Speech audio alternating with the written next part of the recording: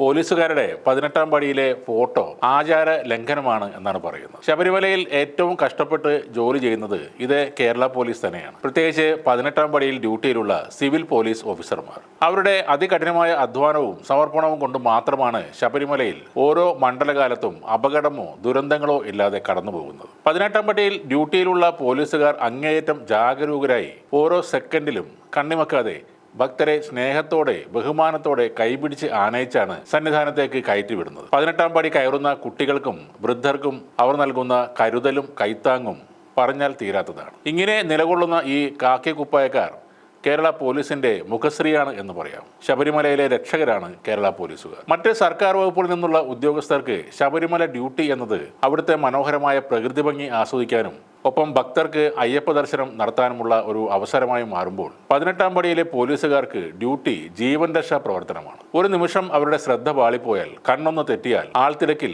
ഭക്തർക്ക് ജീവൻ പോലും നഷ്ടമായേക്കാം. ഇത്രയും കഠിനമായ ജോലി കഴിഞ്ഞ് ശബരിമല അയ്യപ്പന്റെ ഭക്തർ കൂടിയായ ആ പോലീസുകാർ നട അടച്ച സമയത്ത് 18-ാം പടിയിൽ നിന്ന് സന്തോഷത്തോടെ അഭിമാനത്തോടെ ചിരിച്ചുകൊണ്ട് ഒരു ഗ്രൂപ്പ് ഫോട്ടോ എടുത്തു. ആ ചിത്രം പത്രങ്ങളിൽ പ്രസിദ്ധീകരിക്കുകയും ചെയ്തു. അതോടെ തുടങ്ങിയതാണ് ആചാര ലംഘനം നടന്നു എന്ന അട്ടഹാസം.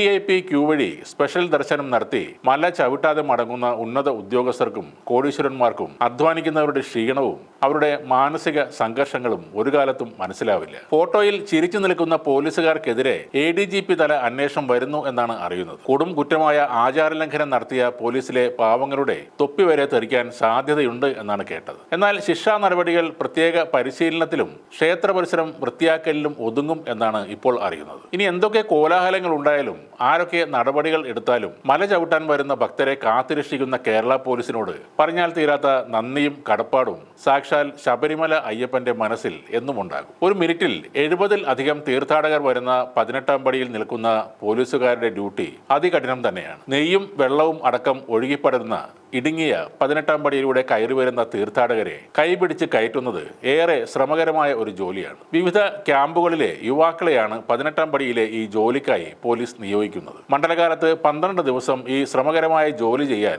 അവരും ഏറെ സന്തോഷത്തോടെ തന്നെയാണ് അവിടേക്ക് എത്തുന്നത്. ഇതിനിടെ പോലീസിന്റെ ഭാഗത്തു നിന്നും ഉണ്ടായത് ആചാര ലംഘനമാണെന്ന് ചൂണ്ടിക്കാട്ടി ഹിന്ദു ഐക്യവേദിയും ക്ഷേത്ര സംരക്ഷണ സമിതിയും രംഗത്ത് വന്നിരുന്നു. അതിന് പിന്നാലെ പന്തളം കൊട്ടാരവും തന്ത്രി രാജീവരർ കണ്ഠരരും ഈ ഫോട്ടോഷൂട്ടിനെതിരെ പരാമർശം നടത്തുകയും ചെയ്തിരുന്നു. ആചാര ലംഘനം എന്നൊക്കെ വിളിച്ച് പറയാമെന്നല്ലാതെ ഇവർക്ക് ആർക്കെങ്കിലും കേരള പോലീസ് ചെയ്യുന്നത് പോലെ രാത്രിയും പകലും അവിടെ ജോലി ചെയ്യാൻ കഴിയുമോ? അവിടേക്ക് എത്തുന്ന ലക്ഷക്കണക്കിന് ആളുകളിൽ ചിലരെങ്കിലും ആചാരലംഘനം നടത്തുന്നത് തടയാൻ കഴിയുമോ? അത് തടയുന്നത് പോയിട്ട് അതൊക്കെ കണ്ടുപിടിക്കാൻ പോലും ഇവർക്കൊന്നും കഴിയില്ല. അതിനിടയ്ക്ക് അവിടെ ആത്മാർത്ഥമായി ജോലി ചെയ്യുന്നവർ അതിനുശേഷം ഒരുമിച്ച് നിന്ന് ഒരു ഫോട്ടോ എടുത്താൽ ഒരു അയ്യപ്പനും അവിടെ പിണങ്ങാൻ പോകുന്നില്ല. എന്തോ മഹാ അപരാധമാണ് ചെയ്തത് എന്ന രീതിയിൽ ഇതിനെ നോക്കിക്കാണുന്നവർ യഥാർത്ഥ ഭക്തരുമല്ല എന്ന് തന്നെ പറയേണ്ടി വരും.